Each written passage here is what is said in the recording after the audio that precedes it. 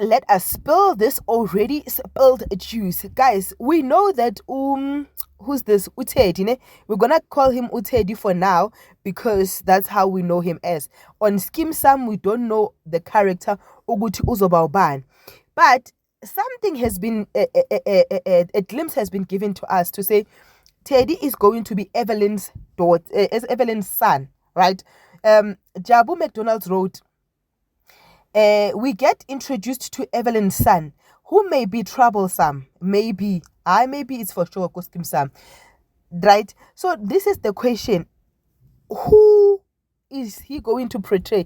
Is he going to come as a school child, as a tertiary child, or as what? Because there's a snippet where we saw Ugusi Unswaki was a bit interested on the son, right? On Evelyn's son. But here's the thing. We don't know where Evelyn lives. Can Evelyn be staying next to the Maputla household where Ntswaki will see Evelyn's son? Or what's going to happen? What do you think is going to happen? But while you think, like, share, and subscribe.